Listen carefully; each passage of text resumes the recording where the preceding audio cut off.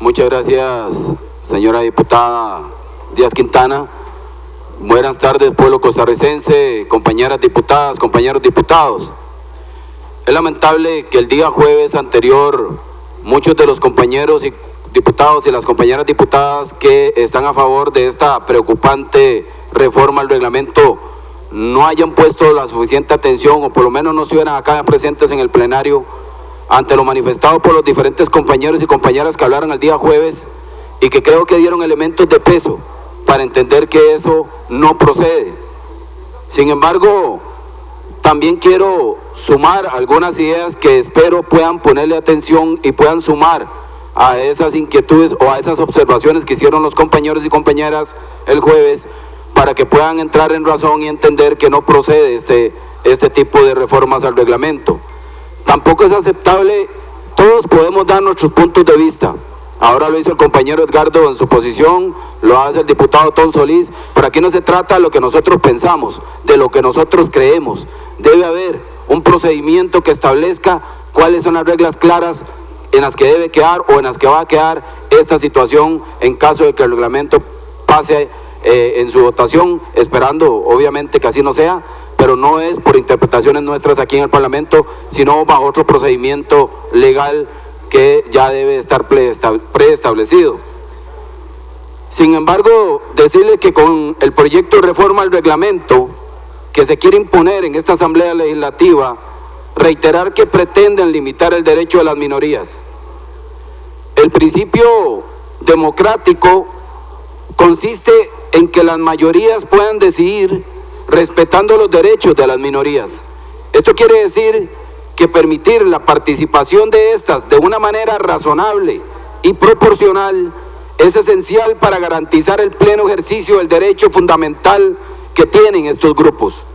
El principio democrático es el núcleo en el que se asienta nuestro sistema republicano, y ese carácter de valor supremo del Estado constitucional de derecho debe tener eficacia directa sobre el resto de fuentes de ordenamiento jurídico y obviamente sobre el reglamento. El respeto a la minoría es un principio fundamental de nuestro ordenamiento constitucional, que proviene del concepto mismo de democracia, entendiendo gobierno de la mayoría con participación de la minoría dentro de un régimen de libertad e igualdad. Este principio se ha resguardado en nuestro reglamento a través de algunos espacios de participación que hoy se quieren restringir.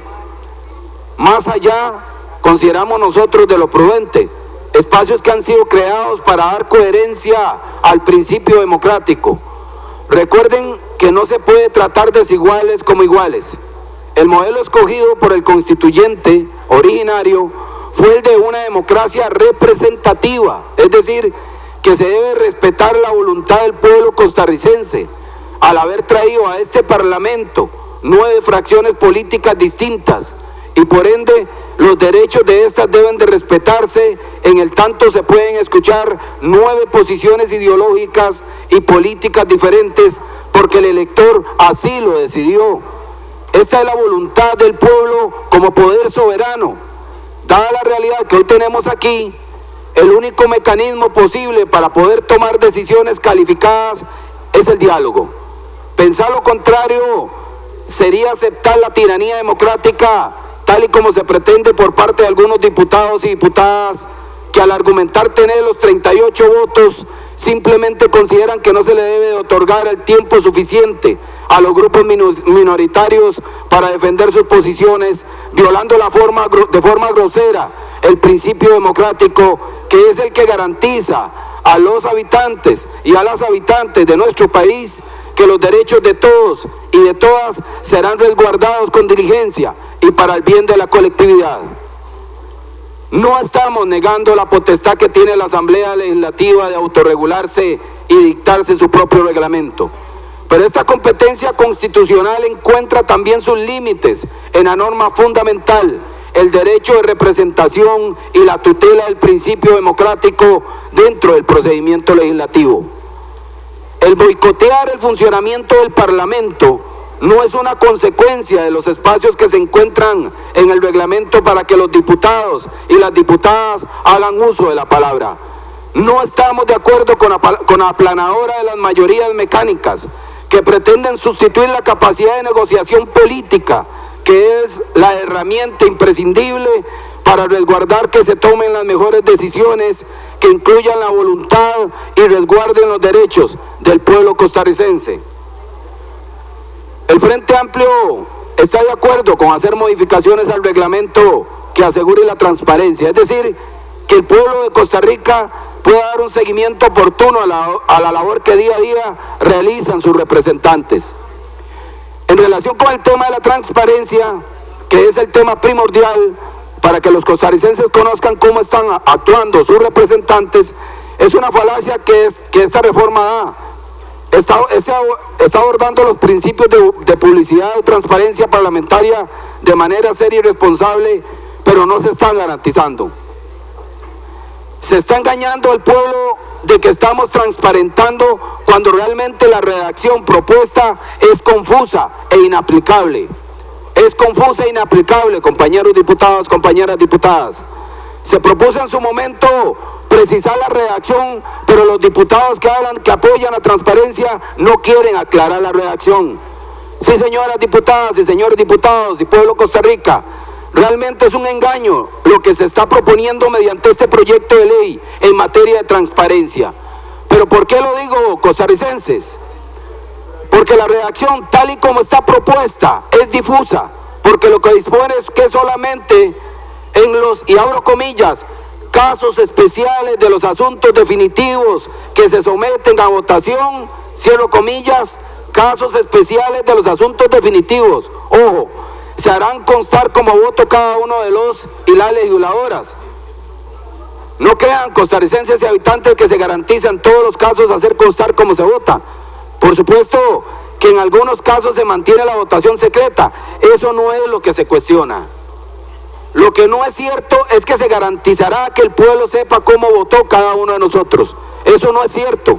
Eso no lo establece el proyecto.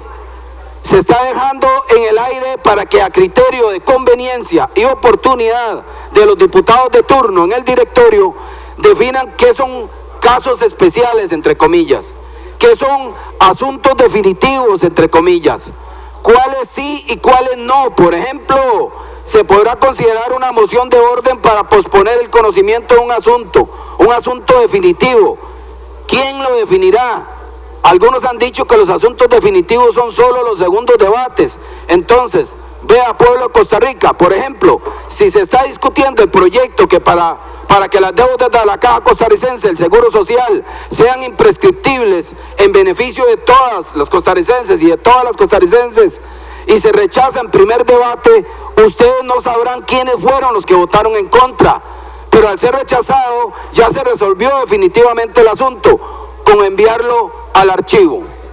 Vean, costarricenses, cuando se deshacen de un proyecto tan importante como Tecocos para los pobladores de nuestros territorios costeros, rechazando la moción de plazo cuatrienal, el proyecto no se archiva, se saca de la corriente legislativa, se votó de manera definitiva y el pueblo no tendrá derecho a saber cómo votaron los representantes que ellos mismos pusieron en estas curules, porque eso no se considera como un caso especial. Estimados compañeros y compañeras, esta reforma tal y como está planteada es un fraude. Aquí no se está transparentando nada, es un fraude. Hacer transparente las votaciones no es un imposible. Cualquier técnico en electrónica podría diseñar un tablero que esté conectado a cada una de las curules para que en tiempo real se registren las votaciones. En muchos parlamentos del mundo existen esa clase de registros.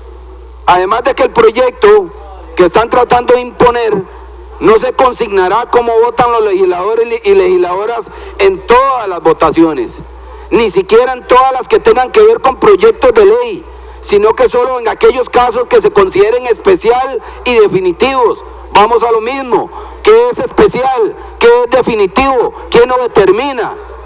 Ese es un gran vacío. Escuchen lo que se plantea en relación con el registro de las votaciones. Escuchen, señoras diputadas y señores diputados, pueblo costarricense, la redacción del artículo. Abro comillas. será necesario, para efectos del acta, que se consigna la aprobación o el rechazo del asunto en virtud del total de votos obtenidos, tanto a favor como en contra, y se registrará el nombre completo de cada legislador y legisladora junto con su respectiva votación individual. Cierro comillas. Esto quiere decir que no se registrará de una vez cómo votó cada uno de los legisladores y legisladoras, sino que se deberá esperar hasta que esté el acta. Con la tecnología que hay hoy en día, y se deberá esperar hasta el día siguiente para que el pueblo de Costa Rica sepa cómo votó cada diputado y diputada. Eso es el colmo. ¿No les parece que lo que se está planteando es una vergüenza, compañeros diputados y diputadas? ¿Cómo es que muchos se rasgan las vestiduras argumentando que desean un parlamento moderno?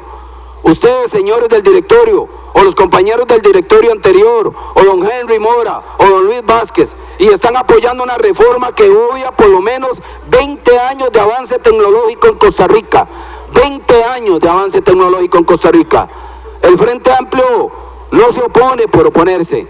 Nosotros presentamos propuestas para mejorar la redacción del texto, pero hasta ahora no hemos sido escuchados, como siempre, como pasó con el presupuesto nacional. No engañemos al pueblo costarricense. Con la redacción propuesta en este proyecto de ley no se está transparentando nada. Insisto, pueblo costarricense, es un fraude y ya lo demostramos el día de hoy. Creo que con lo que los compañeros y compañeras han desarrollado, con lo que pude yo sumarle el día de hoy, son asuntos que quedan claros, y el que no quiere ver ya será, o el que no quiere entender, será cada uno responsable pues de sus actos, pero efectivamente no debe proceder esta reforma al reglamento. Es una violación directa, es un adefesio de propuesta y es un fraude, un engaño al pueblo de Costa Rica. Pero quisiera también aprovechar, ya que dejé clara mi posición en la del Frente Amplio y me sumo a la de los compañeros que aquí dejaron claro por qué no debe pasar esa reforma al reglamento, sumarle también una opinión más de lo que ha acontecido en Costa Rica en los últimos días, porque hay que aprovechar para dejar manifiesta esa posición. Los medios de comunicación y algunos políticos y políticas insisten en la campaña del miedo, esa que impide la construcción de diálogos honestos, transparentes y responsables. Ahora, y ya esto raya en lo indignante, han enfilado baterías contra el INAH por promover la economía social y solidaria, un modelo propio de la configuración de la nación costarricense, de esa mezcla curiosa que produjo un país particular, un modelo nacido del diálogo honesto del Partido Comunista, el doctor Calderón y la Iglesia Católica, y profundamente ligado a aquella liberación nacional progresista que tristemente se fumó. Un modelo nacional endógeno, de larga data, un modelo que no apareció ayer, que no nació con la salida del bipartidismo del Poder Ejecutivo, ni con la firma de acuerdos políticos transparentes entre el PAC, el FA y un grupo sindical. Pero ni a algunos periódicos, ni a los diputados entrevistados les importó que la ley de asociaciones cooperativas exista desde 1968. Tampoco les importó que desde hace décadas la Junta Directiva del INAH se constituya con miembros de esos sectores de economía social solidaria, tal y como establece el artículo 6 de la Ley Orgánica del INAH, y que ello sea una clara indicación de que el INAH cumple un objetivo fundamental en el desarrollo de formas de organización económica que den a los trabajadores y a las trabajadoras la posibilidad de gestionar sus propias empresas. No les importó, porque lo que sí les importa es la polarización del debate político, la demonización de las fuerzas progresistas y la continuación de su campaña del miedo. No les importan las razones, la historia, los hechos, les importa seguir construyendo una polarización política que lleve agua a su molino, que haga creer a los ciudadanos y a las ciudadanas costarricenses que no hay otro modo, otro mundo posible, y que cambiar es un error. Pero en esta estrategia de ustedes se lee simple y literalmente la presencia evidente de su miedo a que la sociedad cambie, miedo a la solidaridad, miedo a la democratización económica, miedo a que construyamos otro mundo, uno más justo, donde cada quien reciba según su esfuerzo, donde la economía y la ética no se repelan y donde la vida digna de cada ser humano esté asegurada. Y ese miedo a un mundo más justo les hace a ustedes creer que pueden impregnar de su miedo al pueblo entero. Ustedes tienen miedo, nosotros no. Nosotros tenemos esperanza, horizonte, futuro. Nosotros no tenemos sus campañas de desprestigio, no tememos a sus deslegitimaciones mediáticas. Ustedes quieren construir miedos, quieren construir el miedo en un medio para hacer que nuestra sociedad no avance por los senderos de la libertad, la solidaridad y la fraternidad. Por ese sendero por el que lento y no sin tropiezos hemos avanzado y seguiremos a paso firme. Ustedes quieren demonizar a la izquierda política. Quizá tengan triunfos de corto plazo y de corto alcance, pero solo eso van a obtener. Olvidan que desde hace 2 siglos y medio así nos llaman, que hace 250 años se sentaron a la izquierda del monarca en la Asamblea Constituyente Francesa en 1789, aquellos que rechazaban a la monarquía antidemocrática y exigían derechos civiles y políticos, exigencias luego plasmadas en la Declaración de los Derechos del Hombre y del Ciudadano. Ustedes temen a la solidaridad, porque saben que otra forma de organización empresarial es posible. Allí reside su miedo. Entonces recurren, en medio de esa paranoia colectiva que pretenden construir, a desgastar las palabras. Escribió don Pepe Figueres en su obra central, en el que el caudillo liberacionista defendió el socialismo, la democracia y la libertad, y que tituló justamente Palabras gastadas. Escribió don Pepe Figueres, y repito, abro comillas: las palabras que han servido de caballo de batalla en grandes luchas y que expresan los anhelos porque el hombre esgrime aún su lanza, a fuerza de repetirlas, los periódicos, la radio y la gente en incontables ocasiones se han gastado. Cierro comillas.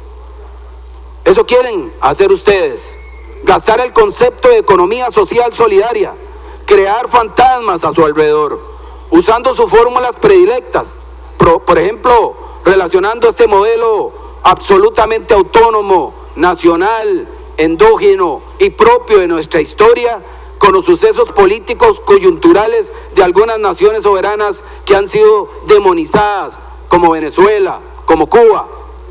Así lo hace una diputada acá en este Parlamento. Así pretende inyectar miedo. Así pretende desgastar esas palabras que son caballo de batalla de grandes luchas. ¿A cuenta de qué referirnos, preguntamos, a Venezuela? ¿Por qué la diputada nos mencionó a Colombia, que sí tiene un marco normativo y un mayor desarrollo real de los emprendimientos de la economía solidaria? ¿O es que esta señora diputada simplemente prefirió la frase fácil, el estribillo mediático? Pero nos preguntamos, ¿a qué le tienen miedo? Y nos preguntamos también, ¿qué es la economía solidaria? Escribió don Luis Raceto, uno de los más destacados estudiosos de la economía solidaria, que esta puede definirse, resumiendo en 4 argumentos. Dice el autor: primero, es una respuesta real y actual a los más graves problemas sociales de nuestra época. Una segunda idea: un gran proyecto de desarrollo, transformación y perfeccionamiento de la economía. Una tercera idea: un proceso real en el que convergen las búsquedas de variados y múltiples sectores y grupos. Una cuarta idea: un nuevo enfoque conceptual al nivel de la teoría económica, referido a las formas económicas cooperativas, autogestionarias y asociativas. La economía solidaria consiste en un camino hacia formas de organización empresarial en la que los trabajadores y las trabajadoras son al mismo tiempo las propietarias y los propietarios privados de tales empresas. Se asocia así a la autogestión y a la propiedad privada cooperativa. No hay como quieren hacer ver los paladines del miedo en este modelo económico, ni una desaparición del mercado, ni de la propiedad privada, y mucho menos de los derechos civiles y políticos. No comprendemos el socialismo en el Frente Amplio como una abolición de la propiedad privada y el mercado. En nuestra perspectiva, deseamos avanzar hacia una sociedad en la que existan empresas privadas en un mercado competitivo, pero que cada empresa sea propiedad de cada uno de los trabajadores que la integran. Eso es la economía solidaria. Es la posibilidad de construcción de una sociedad que mantiene el derecho a la propiedad privada y la organización de mercados, en la que cada trabajador y trabajadora labora en una empresa de la que también es propietario. No es esa la idea de la base del cooperativismo, compañeros y compañeras. La existencia de empresas propiedad de sus propios trabajadores, empresas que son propiedad privada, pero que lo son de sus trabajadores y no de un empleador. Ustedes se quedan con sus miedos, nosotros con nuestra esperanza y nuestro horizonte. Quizá puedan causar confusiones temporales, pero estamos seguros que la justicia vencerá en su momento, tarde o temprano. Hay que preguntarnos dónde estamos y hacia dónde vamos. Una pregunta muy importante en la coyuntura de los del universo de elementos que estamos viviendo al día de hoy en este país. Llámese el tema de economía social solidaria, llámese el tema de fraude fiscal, del IVA, de renta y de la realidad, etcétera, que nos espera un gran etcétera en este país. Y ante esa pregunta, ¿dónde estamos y hacia dónde vamos? Tenemos que reflexionar y ver que sin duda vivimos una etapa de cambios y transformaciones en la sociedad costarricense. Estamos ante una serie de tensiones entre un nuevo influjo internacional de la política, los movimientos sociales y culturales, los sindicatos y el mundo del trabajo. Hoy los actores en la política son tan variados como las diferentes labores, intenciones y deseos dentro de la sociedad. Y desde el Frente Amplio celebramos la diversidad de las fuerzas y formas que deciden politizarse en función de darle vigor a la democracia y pretenden cambios inclusivos, solidarios y humanistas. Pero nuestra patria ha tenido un desarrollo muy diverso, extraño y hasta olvidadizo, si se quiere, hasta llegar al colmo de lo insospechado. Las élites político-empresariales que quebraron el Banco Anglo, que vendieron Codesa, que se llenaron los bolsillos con los CATs y que iniciaron la debacle fiscal, hoy vienen a sugerir un referéndum en contra del pueblo del empleo público. Hoy vienen a sugerir un referéndum. ¿Quién dice que los Arias tienen la respuesta? Les pregunto al pueblo costarricense o a ustedes. ¿No fueron ellos los que tienen sumida a Costa Rica en el caos fiscal? Es intolerable que ahora quieran venir por lo que tanto a este pueblo le ha costado. Es intolerable que ahora quieran tratar de decir cuál es la solución. No pasarán aquellos que quieran terminar de despedazar lo que en algún momento el pueblo costarricense con sangre y barro logró construir.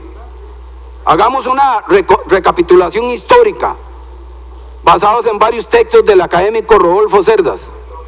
Esta particular evolución de nuestra sociedad originó un tipo de desarrollo totalmente diferente de aquel seguido por los países capitalistas desarrollados.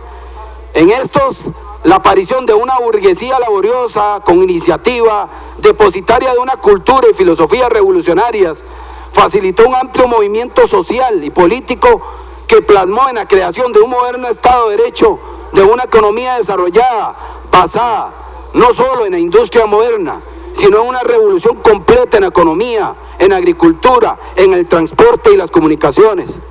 En este caso, las transformaciones político-institucionales fueron la culminación de las transformaciones acaecidas a nivel de la base económica de la sociedad, que empujaban a la burguesía a un primer plano en todos los órdenes. En nuestro caso, el proceso fue diferente. La aparición de nuestro Estado presenta características particulares que vale la pena retrotraer. En primer término, nos encontramos con ausencia de una verdadera burguesía industrial y capitalista. En segundo lugar, si bien es cierto que el capitalismo penetra en el campo a través de la economía de la plantación, se conservan métodos y relaciones precapitalistas de producción. La ausencia de la industria, la naturaleza agraria y exportadora de la economía y la presencia, en nuestro caso, del enclave bananero, que sí desarrolla en su interior relaciones capitalistas de producción, significa la presencia de un capital extranjero particularmente poderoso y la ausencia de una verdadera burguesía nacional con capital, iniciativa y recursos suficientes para afrontar la tarea de construir un Estado nacional independiente, tanto política como económicamente. Los verdaderos logros fueron alcanzados en el campo político institucional, donde a pesar de importantes limitaciones de carácter externo, al menos formalmente, se consolidó nuestra fisonomía estatal independiente, porque desde el punto de vista económico el centro de la actividad productiva en manos nacionales lo fue el café. La producción cafetalera originó una clase dominante relativamente poderosa que ejerció la plenitud de su poder en la década de 1860 a 1871, luego de la caída y fusilamiento de Juanito Mora. Sin embargo, el dominio incontestado de este sector fue corroído a través de un largo proceso de diferenciación política en el país, que lo puso en una crisis permanente que ve sus últimas manifestaciones aún hoy en día. El libro del Dr. Stone, Los Conquistadores, demuestra muy bien el proceso decadente de esta clase. Es sobre todo con motivo de la Segunda Guerra Mundial y la escasez de los productos manufacturados en otros países, Chile por ejemplo, el proceso se dio desde la Primera Guerra Mundial, que comienza a desarrollarse una débil industria nacional.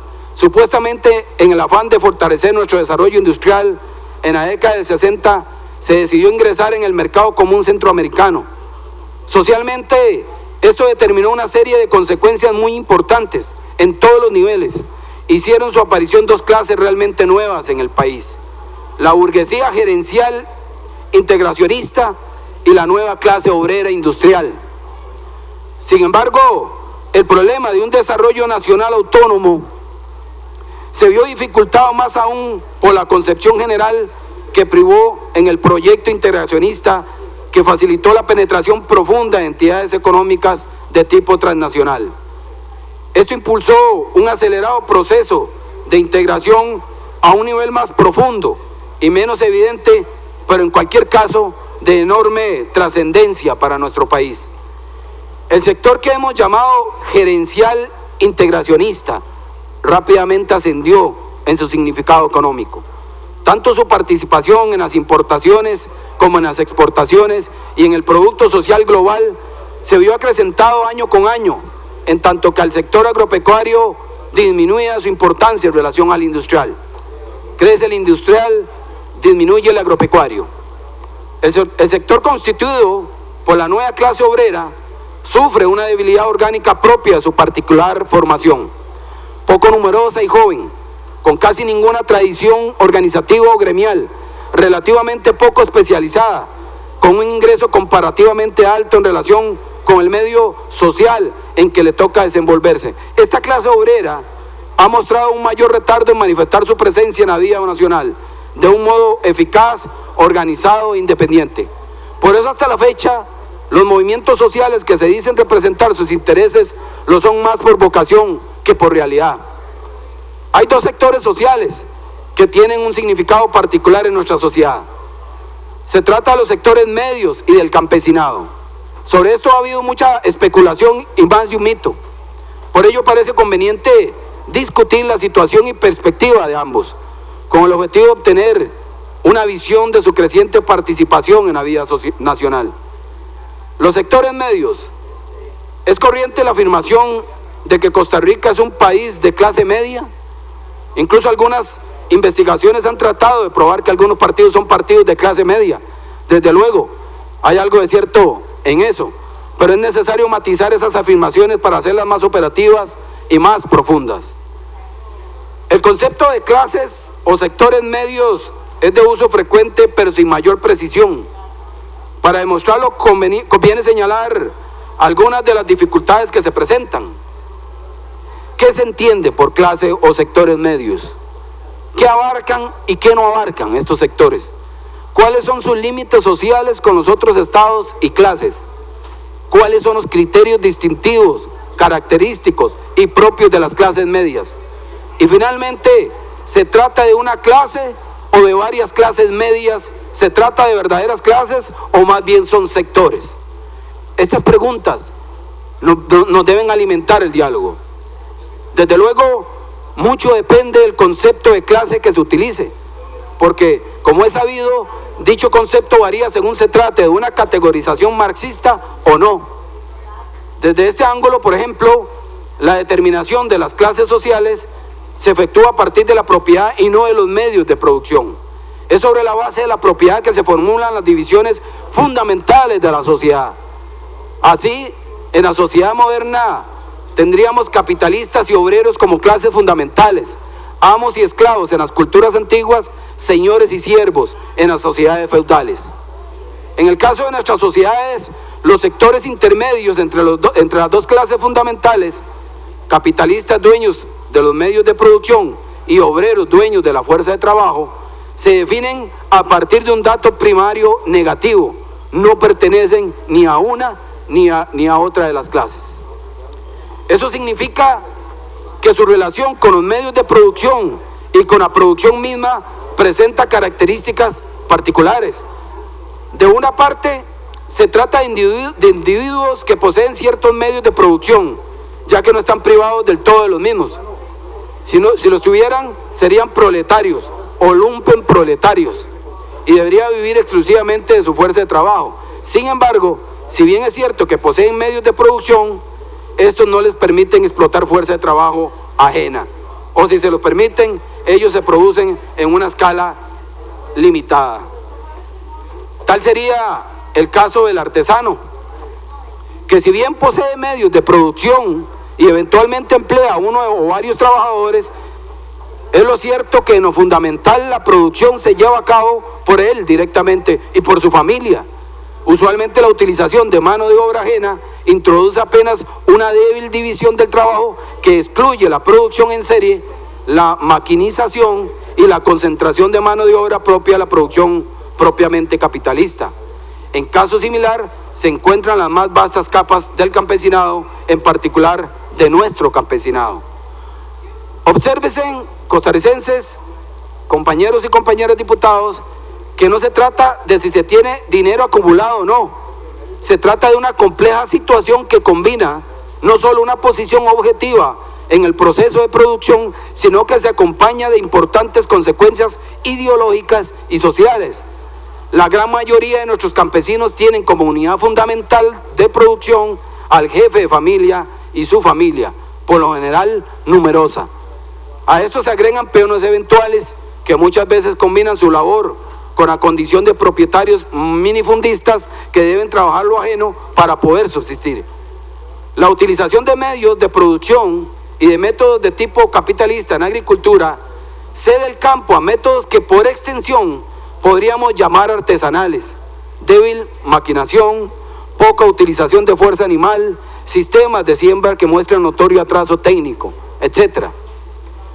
Asimismo, existen otros sectores como los intelectuales, empleados públicos de cuello y corbata o white collar, como lo llamaba el sociólogo norteamericano Wright Mills, personal administrativo y técnico, etc.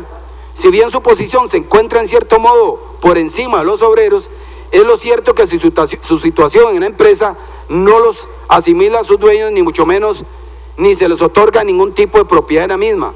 Dependen totalmente de su trabajo para subsistir. Pero por otra parte, esa misma colocación les permite mantener cierto privilegio y diferenciación con el obrero de planta. Esto repercute en muchos sentidos, algunos de los cuales conviene destacar también aquí. En primer término, la división de clase fundamental no solo implica una cuestión de propiedad o no sobre los medios de producción, también tiene otras consecuencias. Ideológicamente, la manera en que se percibe el mundo y su inserción en él difiere sustancialmente entre el poseedor o el desposeído de los medios de producción. Entre uno y otro se da también una diferencia fundamental que marca toda la sociedad moderna: la distinción entre el trabajo manual y el trabajo intelectual. Si bien en ciertas etapas y en determinadas condiciones esta condición debe matizarse, sobre todo en los albores del capitalismo, donde el capitalismo participa activamente en el proceso de producción recién nacido del artesano, es lo cierto que esta diferenciación resulta decisiva para el desarrollo de la sociedad occidental moderna. En el caso de los trabajadores intelectuales, administrativos, de servicios, su relación con la producción es más bien intelectual, no manual, de tipo indirecto, y en consecuencia su influencia sobre la base material misma de la sociedad moderna resulta relativizada con relación al trabajo manual directo. Continuaremos en el análisis posteriormente. Muchas gracias, señora presidenta.